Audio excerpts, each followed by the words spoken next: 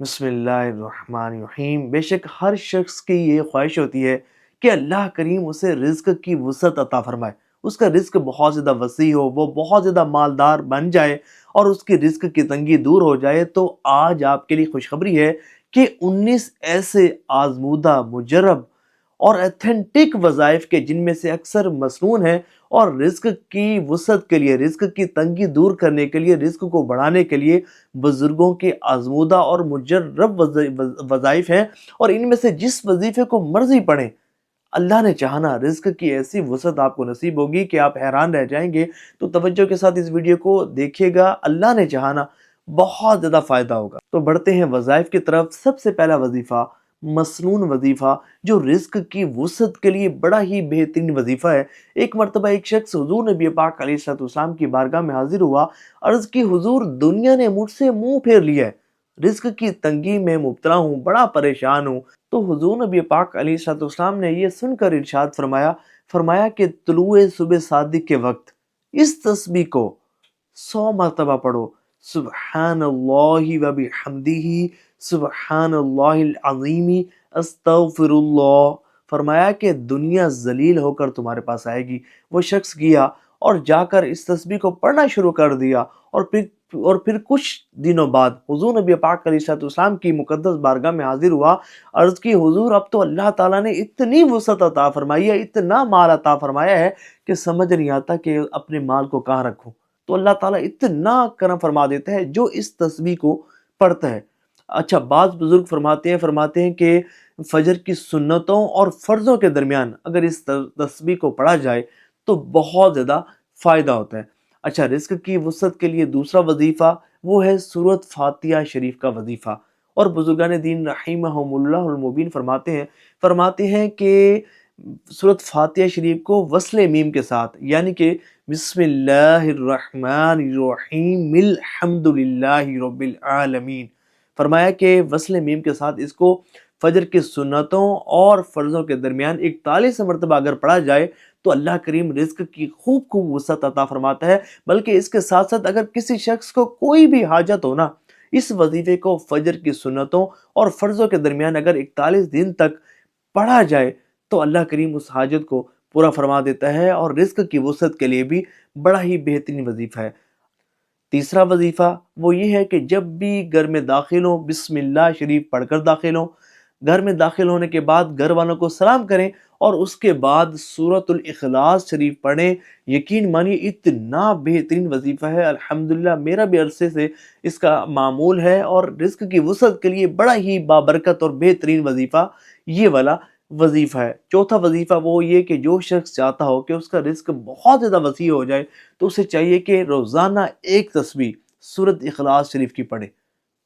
اللہ نے چاہا تو رزق کی بہت زیادہ وسعت نصیب ہوگی۔ پانچواں وظیفہ وہ ہے سورۃ الکوثر شریف کا وظیفہ۔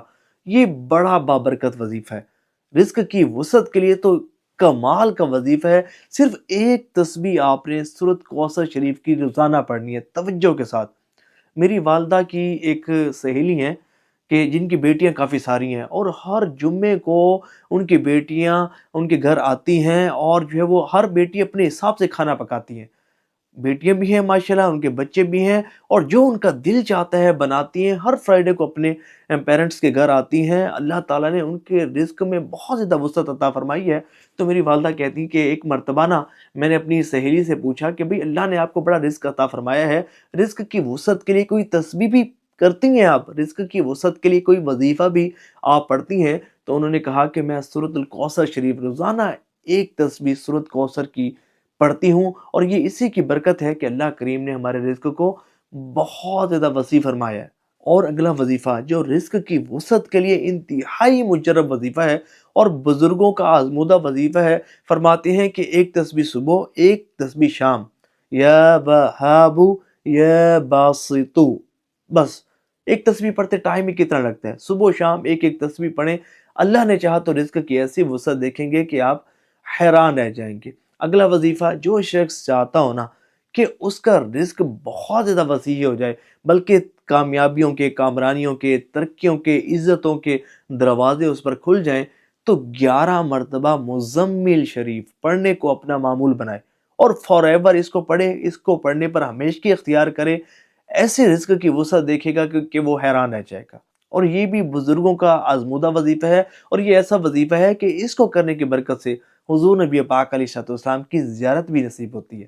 اگلا وظیفہ وہ مزمل شریف کا ہی ایک وظیفہ ہے، وہ ہے مزمل شریف کی ایک ایسی آیت کہ جو میں نے بہت ساروں کو بتائی اور مجھے بہت اچھا فیڈ بیک ملا۔ جس کو بتایا نا، اس نے بتایا کہ واقعی الحمدللہ مجھے رزق کی وسعت کے حوالے سے بہت فائدہ ہوا ہے۔ جب سے اس آیت کو پڑھنا شروع کیا نا، اللہ کریم نے بہت کرم فرمایا ہے، رزق کی بہت زیادہ وسعت نصیب ہوئی ہے۔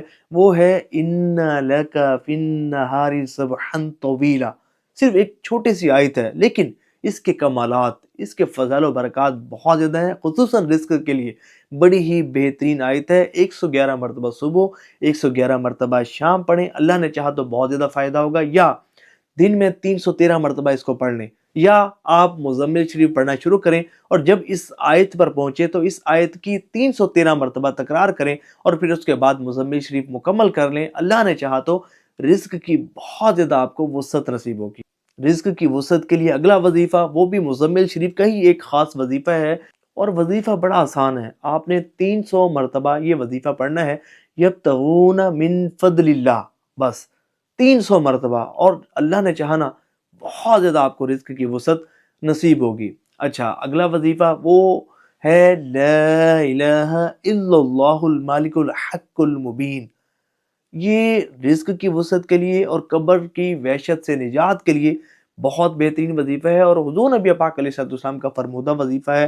فرمایا کہ جو اس کو پڑھے گا رزق کی وسعت بھی نصیب ہوگی، قبر کی وحشت سے بھی اسے امان نصیب ہوگی۔ 100 مرتبہ بھی جو اس وظیفے کو پڑھے گا، اور میں یہ سمجھتا ہوں کہ اس وظیفے کو نا ضرور پڑھنا چاہیے، اس کے علاوہ بھی بہت زیادہ برکات ہے۔ اگلا وظیفہ جو چاہتا ہو کہ اس کا رزق بہت زیادہ وسیع ہو اور اس کے ساتھ ساتھ ہر کام میں آسانی ہو، اس کے بگڑے کام سنورنا شروع ہو جائیں، کام بننا شروع ہو جائیں، ہر کام میں اللہ کی نصرت اور مدد اسے حاصل ہونا، اسے چاہیے کہ اس وظیفے کو 11 مرتبہ صبح، 11 مرتبہ شام، آسان ہے لیکن فائدہ بہت زیادہ ہوگا۔ وظیفہ ہے حسبی اللہ لا الہ الا ہو علیہ توکلت وہو رب العرش العظیم۔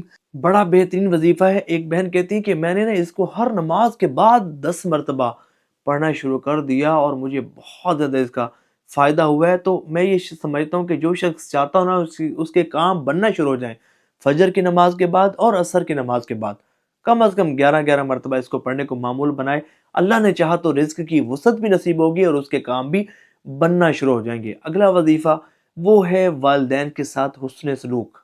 جو شخص چاہتا ہو نا کہ اس کی عمر لمبی اور رزق میں وسعت نصیب ہونا اسے، تو اسے چاہیے کہ والدین کے ساتھ حسن سلوک سے پیش آئے، اچھے سلوک کے ساتھ پیش آئے، ادب کے ساتھ پیش آئے، ان کی حاجات پر توجہ رکھے، ان کی ضروریات کا خیال رکھے، اور جس چیز کی خواہش ہو فوراً سے بیشتر ان کی خدمت میں پیش کرے۔ اتنا نوازا جائے گا کہ جس کا وہ تصور بھی نہیں کر سکتا۔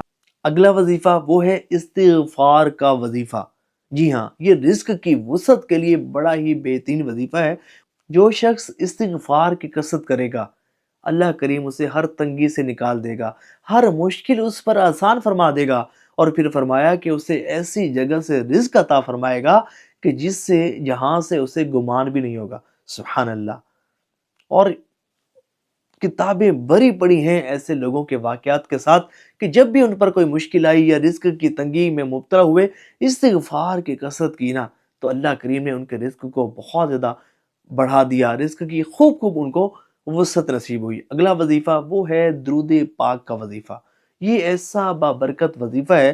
ایک وہ حدیث مبارکہ آپ نے سنی ہوگی نا، ایک شخص حضور نبی پاک علیہ السلام کی بارگاہ میں حاضر ہوا، عرض کی یا رسول اللہ صلی اللہ علیہ وآلہ وسلم، اگر آپ پر درود پاک کی کثرت کرنے کوئی اپنا معمول بنا لوں تو کیسا رہے گا؟ تو حضور نبی پاک علیہ السلام نے ارشاد فرمایا، اگر تم ایسا کرو گے تو اللہ تبارک و تعالیٰ تمہارے دنیا اور آخرت کے تمام معاملات کے لیے کافی ہوگا اور تمہارے تمام گناہ معاف کر دیے جائیں گے۔ اگلا وظیفہ جو رزق کی وسعت کا بڑا ہی بہترین وظیفہ ہے، وہ ہے ہر وقت باوضو رہنا۔ ایک مرتبہ نا ایک شخص حضور نبی پاک علیہ السلام کی مقدس بارگاہ میں حاضر ہوا، عرض کی حضور تنگ دستی بہت زیادہ بڑھ گئی ہے، کرم فرمائیں۔ تو حضور نبی پاک علیہ الصلوۃ والسلام نے ارشاد فرمایا کہ تم ہمیشہ باوضو رہا کرو، تمہارا رزق بڑھا دیا جائے گا۔ سبحان اللہ۔ اور اگلا وظیفہ وہ ہے نمازوں کی پابندی۔ جی ہاں، جو نمازوں کی پابندی بھی کرتا ہے نا، اللہ کریم اس کی برکت سے اس کی رزق کو بہت زیادہ بڑھا دیتا ہے، رزق کی وسعت اسے نصیب ہونا شروع ہو جاتی ہے۔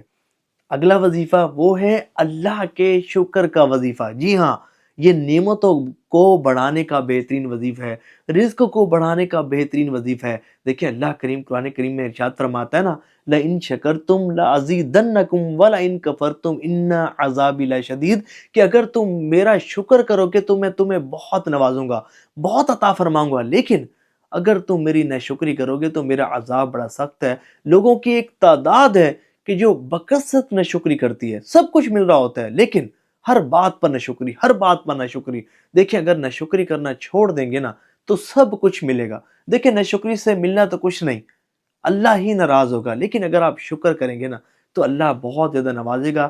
کچھ لوگ ایسے ہوتے ہیں کہ اللہ کریم نے ان کو بہت زیادہ نوازا ہوتا ہے، لیکن تھوڑی سی ٹینشن پریشانی آ جائے فوراً ناشکری پر آ جاتے ہیں۔ لیکن کچھ لوگ ایسے ہوتے ہیں کہ جھونپڑیوں میں ہوتے ہیں، روکھا سوکھا کھا کر گزارا کرتے ہیں، لیکن اس پر بھی اللہ کا شکر ادا کرتے ہیں۔ یہ وہ ہوتے ہیں کہ جن سے ان کا رب بہت زیادہ راضی ہوتا ہے، اور یقین مانیے کہ جو شکر کرتا ہے نا تو وہ بہت زیادہ نوازا جاتا ہے۔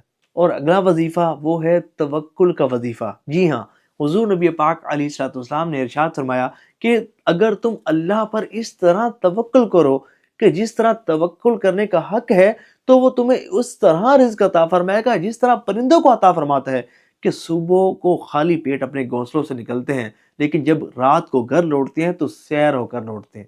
اور اگلا وظیفہ وہ ہے اللہ کے خوف کا وظیفہ۔ جی ہاں، جو خوف خدا بھی رکھتا ہے نا، اللہ کریم اس کے رزق کو بڑھا دیتا ہے، کیونکہ اللہ کریم نے قرآن کریم فرقان حمید میں ارشاد فرمایا، وَمَن يَتَّقِ اللَّهَ يَجْعَلْ لَهُ مَخْرَجًا وَيَرْزُقْهُ مِنْ حَيْثُ لَا يَحْتَسِبُ، کہ جو اللہ سے ڈرتا ہے اللہ تعالیٰ اس کے لیے اسباب بنانا شروع کر دیتا ہے، اسے مشکلات سے آزاد فرمانا شروع کر دیتا ہے، اور پھر اسے ایسی جگہ سے رزق عطا فرماتا ہے کہ جہاں سے اسے گمان بھی نہیں ہوتا۔ تو اللہ کا خوف یہ بھی رزق کی وسعت کا بہترین وظیفہ ہے، بہت بہترین ذریعہ ہے۔ تو یہ بڑے آزمودہ، مجرب اور بہترین وظائف میں نے آپ کو بتائے، اور امید کرتا ہوں کہ آپ کو یہ بہت زیادہ پسند آئے ہوں گے۔ آپ نے کمنٹس میں یہ ضرور بتانا ہے کہ آپ ان میں سے کس وظیفے کو پڑھیں گے، یہ ویڈیو آپ کو کیسے لگی، اور آپ نے بخل نہیں کرنا، ثواب کی نیت سے اللہ کی رضا کے لیے اس ویڈیو کو شیئر ضرور کرنا ہے۔